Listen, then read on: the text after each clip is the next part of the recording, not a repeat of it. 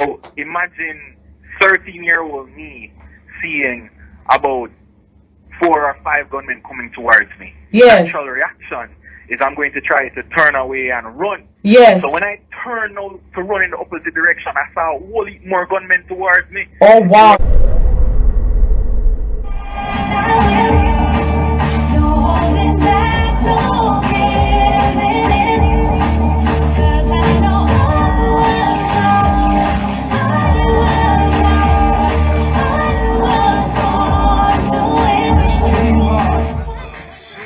I have the heart of a champion. Good afternoon to all the champions. You know what I mean? We now met the dirty people them get to know. You know, you understand? Oh, God bless, no man curse. God is good all the time, and all the time, God is good. I want big up farmer girl Jessie. That's her name on her page. I want to go track her down and find her because we need to send out some love, some strength, and encouragement. And there are so many people, Calico, who, you know, go through these things and they try in life. And then, you know, when people try to break them down, they may get discouraged. But I want to tell farmer girl Jessie, be of good courage. You know, you have to have that 40 spirit there. You understand? The brave may fall, but never yield. You hear that? I'm going to tell you, say, when God I protect you, He's going to always protect you. And I'm quite sure that He will send the help that you need to get you back past strength 5. You know what I mean? Nationwide 90 FM, Miss Kitty live in your ear. We're going until 5 o'clock today. I'm never set my mouth good because my nephew is watching. Amir says, Auntie, you know, we're watching Auntie. My godson Rashad Brown is also watching, so never try it. You know what? Yeah. Yeah. Bebeline. Yeah. Hi guys, how are you? I absolutely love you guys so very much. So big up to Rashad and to Amir. I like God said Amir at the time. You understand, Kelly? If you say one leg up. But like you don't care. I'm a very passionate person, right? And maybe through me work hard, so I know that hard work something there. Calico, I know what it is like for get up, even when you don't feel like it, to be sick and be working same way because you want all of your head, you want to make your family proud. I want always make my mother proud. I always want my nephew for proud. I want my godson proud. I want my family, my friends, and my staff for proud. So you have to go even when you don't feel like it. And we know what the sacrifice it takes, Calico. I go to school and I work and I do the things them, you understand? So my heart goes out to people who work hard, and that's why I'm always bigging up people overseas who you leave the comfort of your home, the security of your family to go to a brand new country with brand new people, brand new rules, you know, that with which you may not be familiar, but because you want better and you want to grow, you make these sacrifices. And when people rob people, for me, it is an insult. It is an injury to the human spirit. But we're going to keep pressing on. We're going to keep holding on. And we're going to keep striving, thriving, and surviving no matter what. Okay? And speaking of striving, thriving, and surviving, as I say, poverty is no excuse to steal. There are many people, many of them who we know now as Mr. Big This and Miss Big That. They are from humble beginnings, from very poor beginnings, some of them from abject poverty. And through hard work, discipline, commitment, dedication, they have extricated themselves from poverty. So don't tell me about a twin poor. What about bigger poor people have them pride and them dignity? When I sell out, when I bow out, when I grounds out, when I do nothing at all. Can't come enough time people when you grow back in them time that you're poor, you couldn't even beg. Because if your mother ever find out say you beg somebody, a problem. You're poor and nobody don't know. You know for poor in style and hold it and do so gracefully until you can do better for yourself.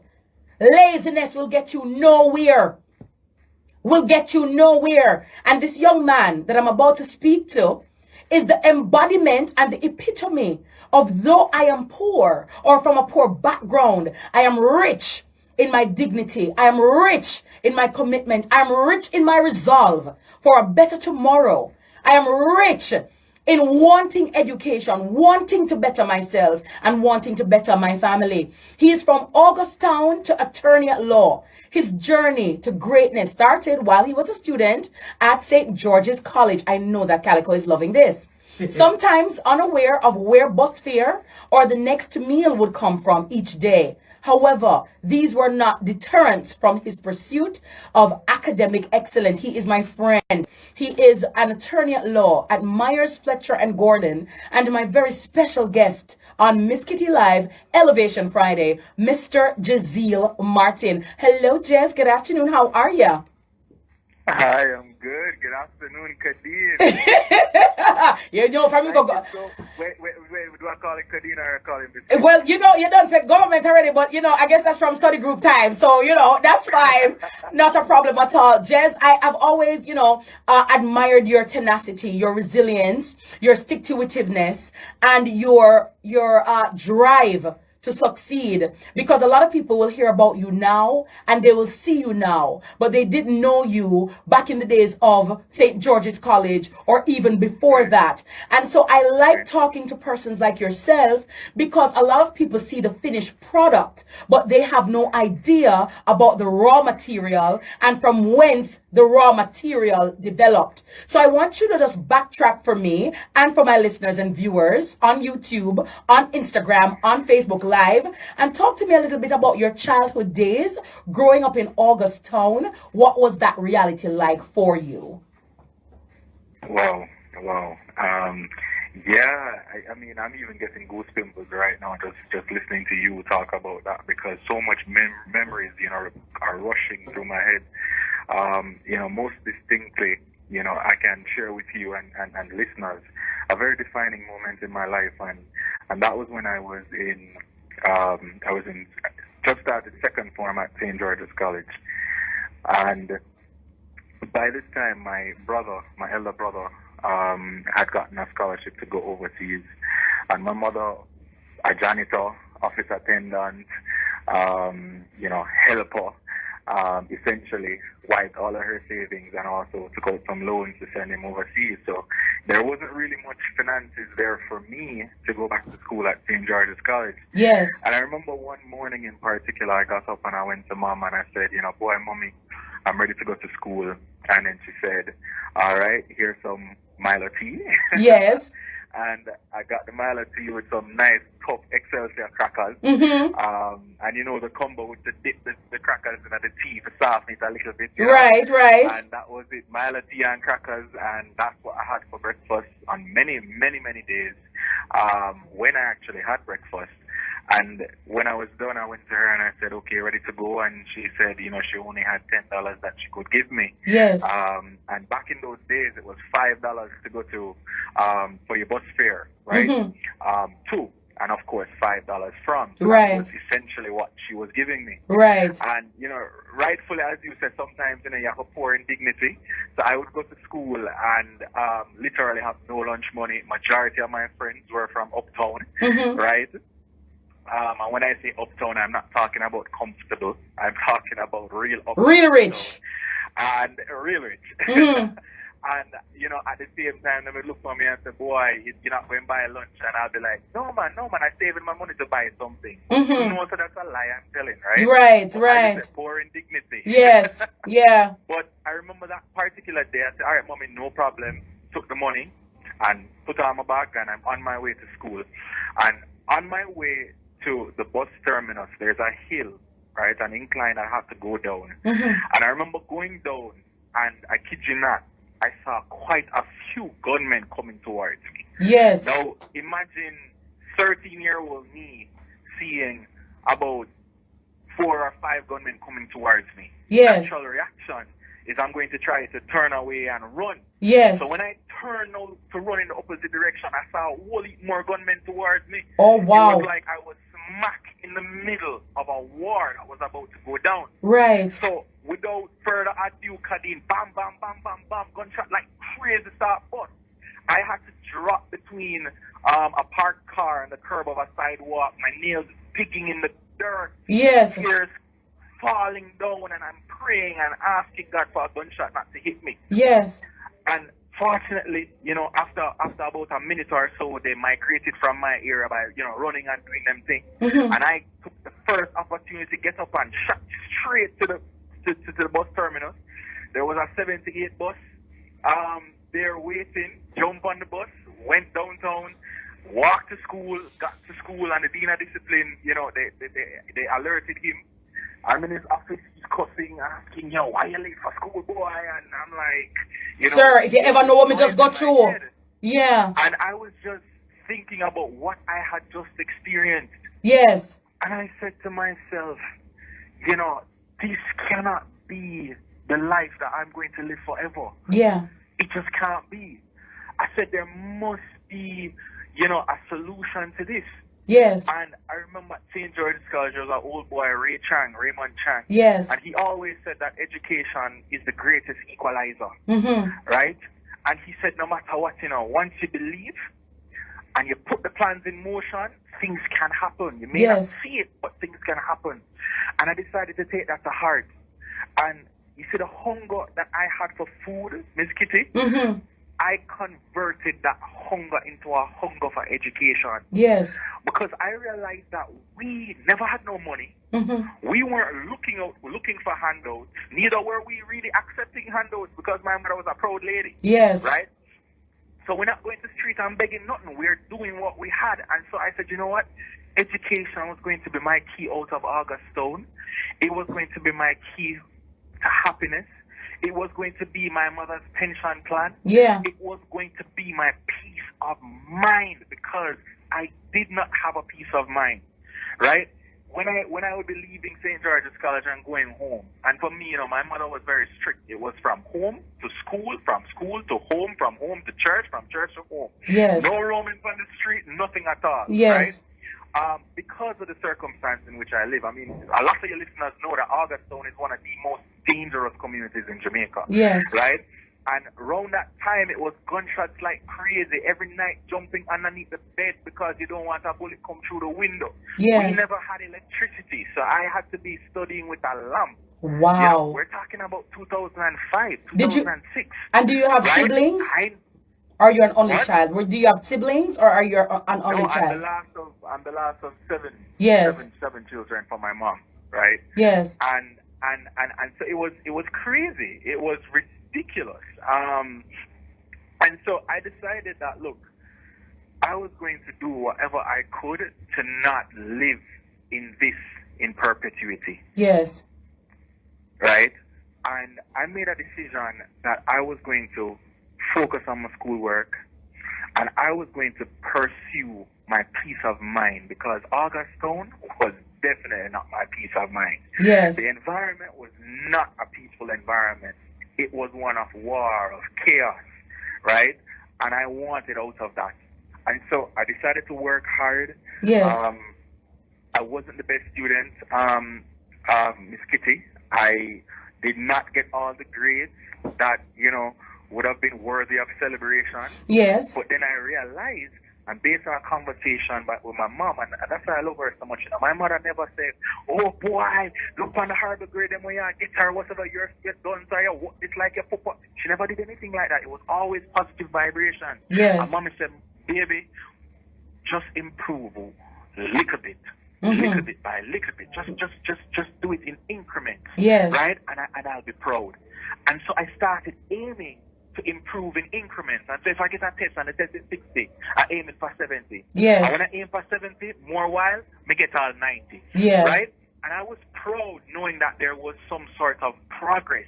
Wasn't the greatest student, wasn't the all-A student, but I was doing well and I was doing better. Mathematics was my worst subject. Me too, sir. You know the maths part of my brain lock off. Over that part there, plug right out. Right? But I decided to annoy my friend them because they had the information that I wanted. Yes. I decided to annoy the teacher because he had the information that I wanted. So stick up in though, Mr. Martin, because you're going to St. George's College. Your mother doesn't have it. She's poor. She's doing her best. There is no father figure there. So she's a single mother raising her children and didn't have the money. How did you manage to start getting the money to go to school? So that's exactly where I was going. Fortunately, no, by this time I'm still in second form at St. George's, and the guidance counselor who came to me and actually thought that I was from a prep school and not a primary school. Quite surprising. Which primary school did you attend, by the way? The assumption is if you speak properly and if you carry yourself well, you're from a preparatory institution. institution. Yes. And I was from New Providence Primary School up on Barbican Road. Right. Right?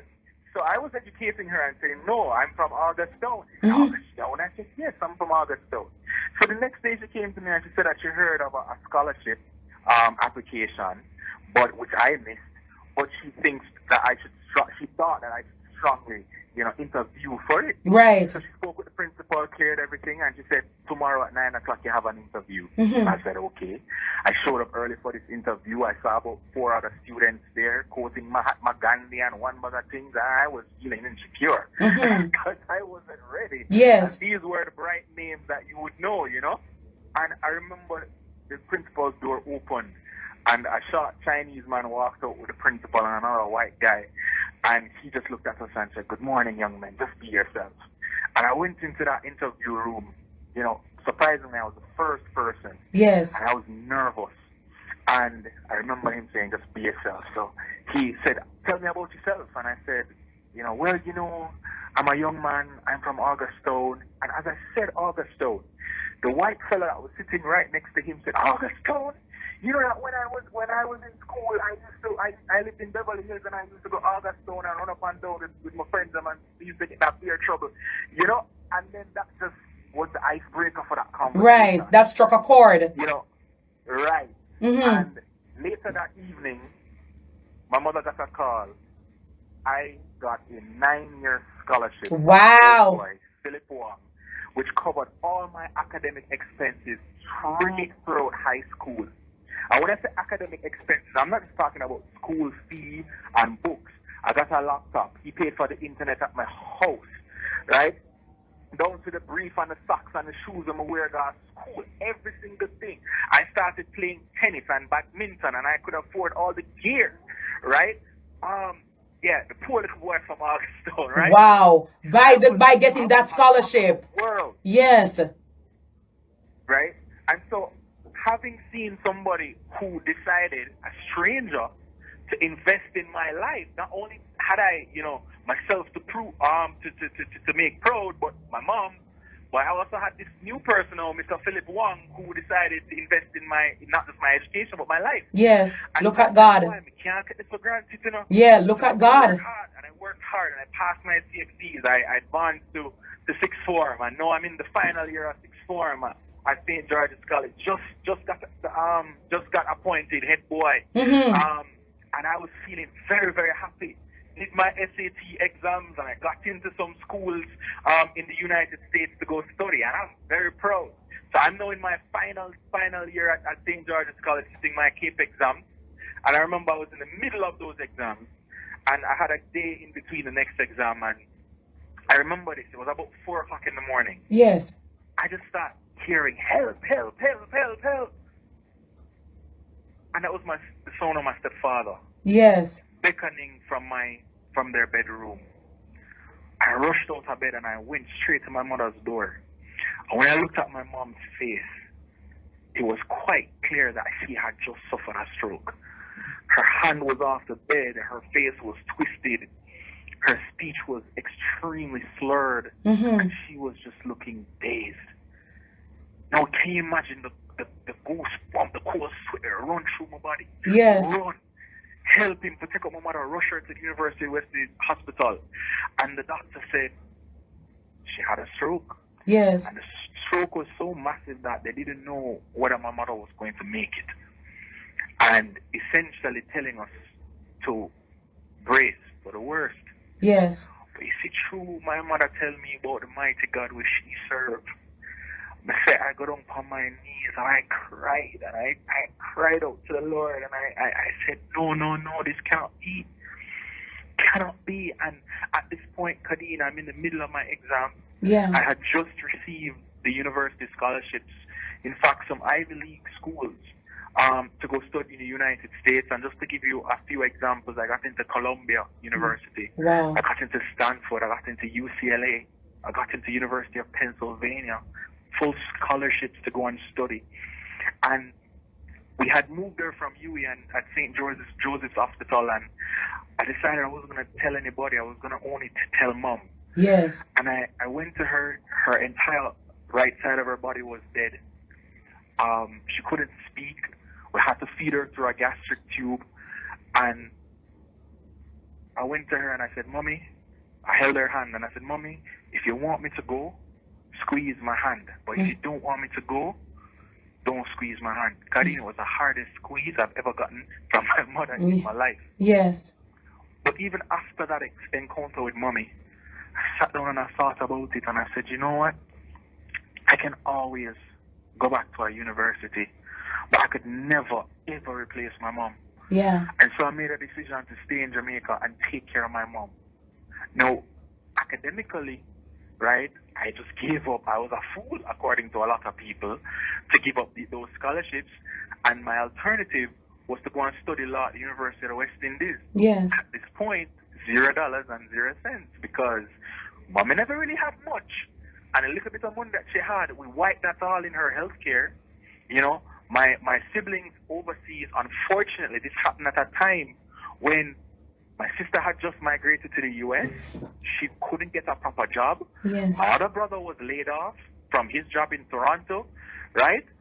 And it was just a nightmare. It was a nightmare of a moment for all of that to happen.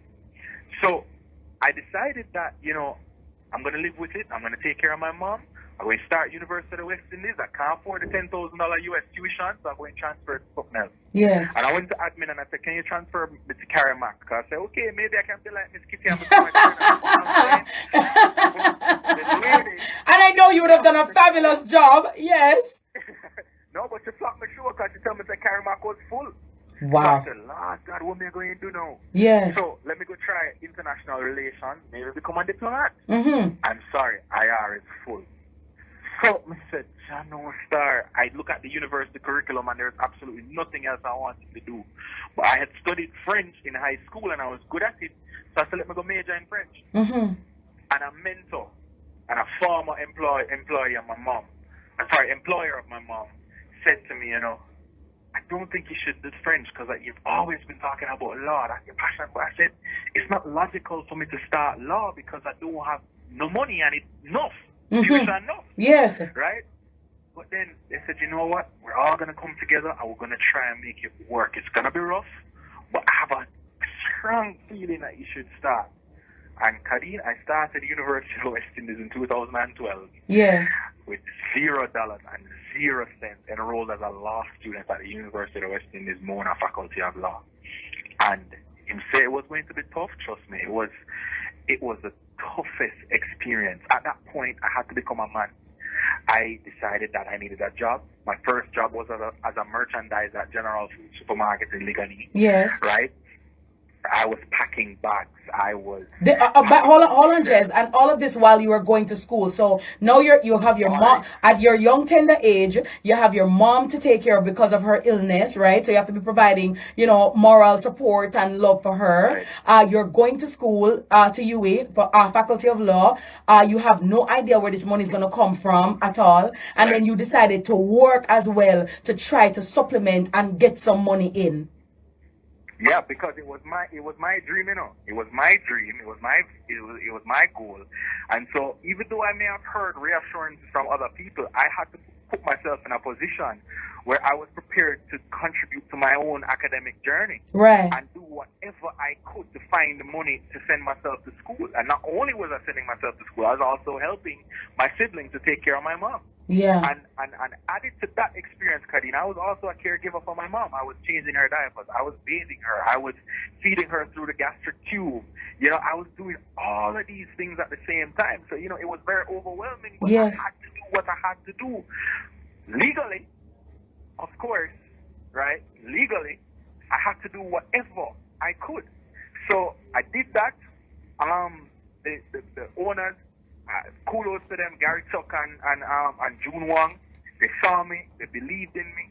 They decided to make me an all-rounder in the supermarket and pay me more money than I actually should have been paid for the functions that I was performing, because they knew that I was a university student just trying to make it. Yes. Then one day I was in Ligani Drug and Gardens, and a lady from high school, she worked at the High Commission of Canada, who remembered me from high school when I was head boy at St. George's College, just came to me and she said, hey, you know, oh my gosh, I remember you and so and so, and you know the High Commission has been looking for someone university age, your age in fact, to help with a program, and we'd love to help to employ you on a temporary basis to assist us. And I'm like, absolutely, Yeah. right? So this is your second job now. So this is my second job now, Kadeen. Mm-hmm. So I know Ghana, the Canadian High Commission gone work, and I said, look, I'm going to put out my best foot forward, you know, right, to impress these people, because hopefully there are other opportunities to come. Yes. And while I was working at the High Commission of Canada, you think me leave the supermarket job? I was doing that too, right? So I While going to school. High Commission of Canada. Yeah, I would go to the High Commission of Canada in the day, and I would go to the supermarket at night. And Kadeen, I remember, this is so important to me that I have to tell your listeners. One day I was at the High Commission, and I invited this man to come and collect his package for his family. You know, visa was just issued. Yes. And he came and, you know, very respectful to me, and I thank you, sir, and I told him to enjoy his trip in Canada.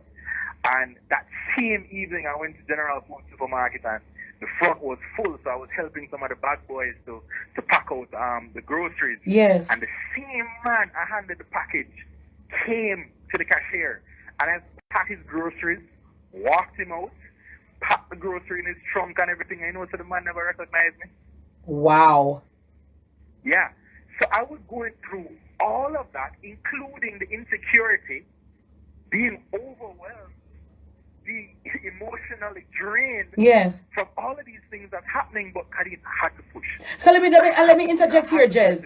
Let me interject here, because so a lot of people are listening and saying, but boy, no, but Jezeel, that too much. But I just throw in the towel, and that too much stars. So I have supermarket job, High Commission, Canadian High Commission job, plus going to law school, and I have to study, plus then go home and deal with my mother, sort her out, bathe her, change her, feed her, and all of these things. I just cannot manage, and I can't bother. What kept you motivated? What kept you focused on what you had to do, instead of throwing in the towel or seeking another way out or an easier way out? My mom, simply her, having seen the sacrifices that she made over the years for all of my siblings to ensure that we got a shot at education and to ensure that we got the opportunities that she never had.